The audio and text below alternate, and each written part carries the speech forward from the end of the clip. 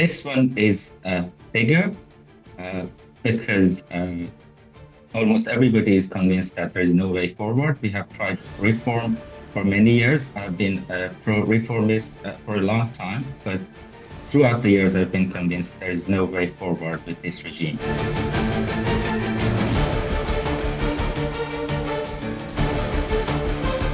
Current regime has used that narrative to destroy and use all the resources for their own agenda, and that's for using that money to destroy and destabilize other countries as well.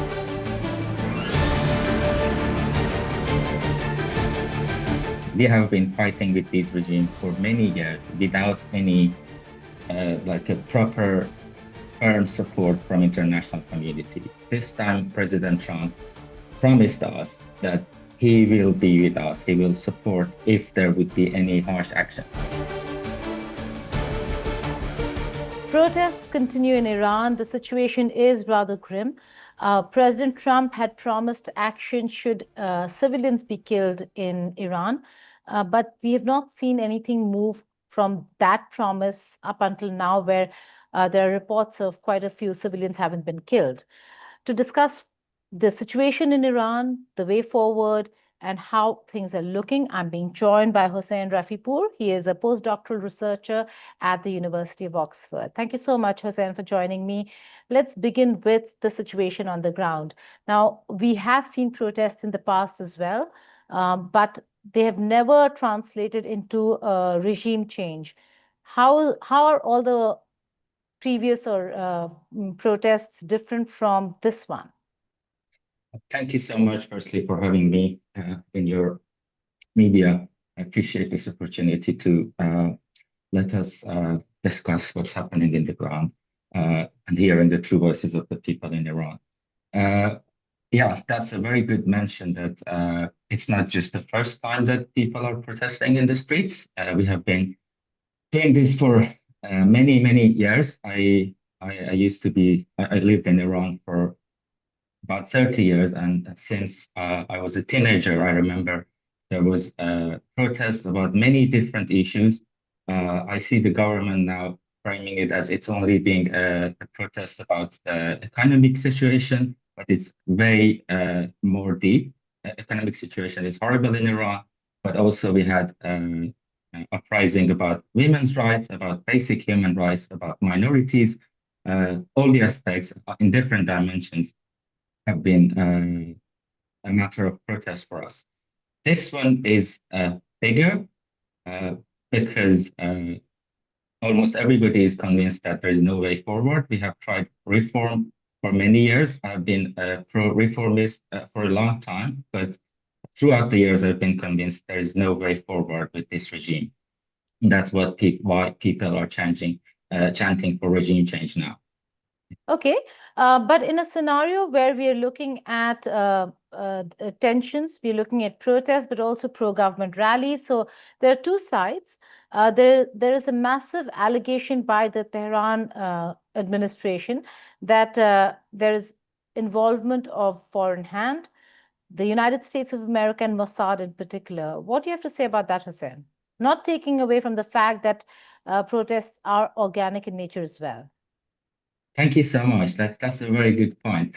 I can talk about my personal experience. I've been in the streets of Tehran just chanting for reform to make sure that our votes were counted. But even then, I had no connections with anyone outside of Iran. But that was the main accusation, that you have been working for foreign agencies, CIA, Mossad, or any others. That's been a very, very common scenario that the regime always uses to justify their brutal actions against the protests. This is not new for us, and I hope the international community can see that this is a very old way for them to justify brutal actions and killings. If we had just to clear that, we have had all different kind of political environments in the world, like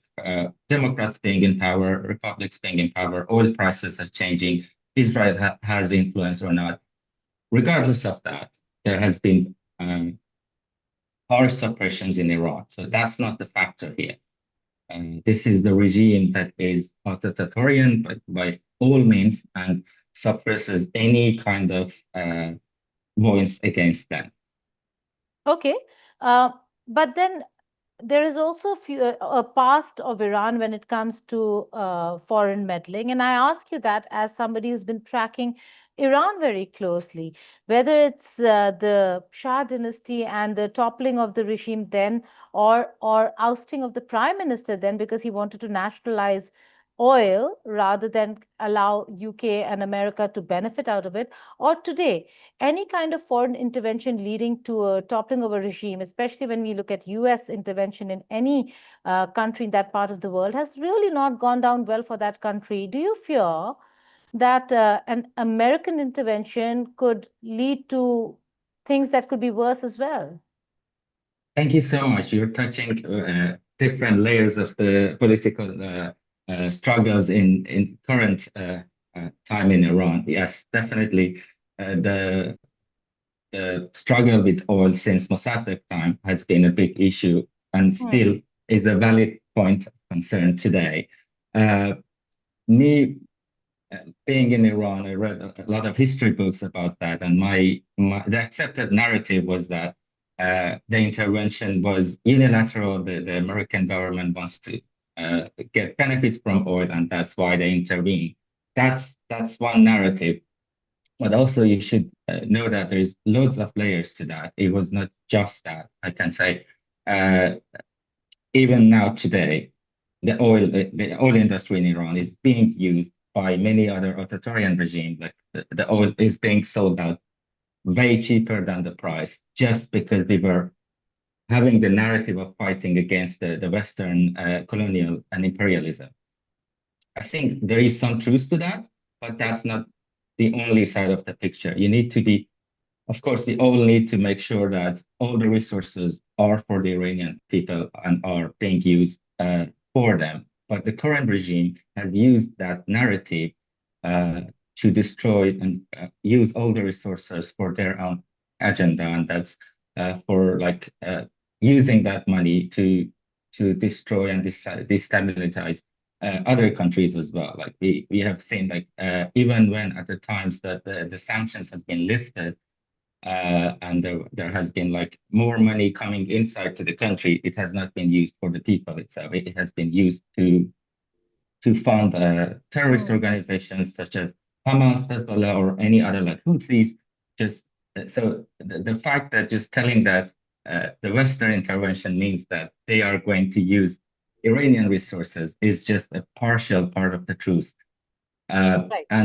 And I think beyond these, the more important factor here is defending the Iranian people against the tyranny.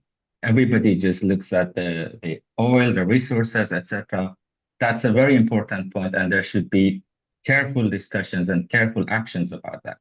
But Is the this a current very important situation, moment, Hussein? Is this a moment in history that will translate into freedom for people, freedom for women? Do you see this as that moment?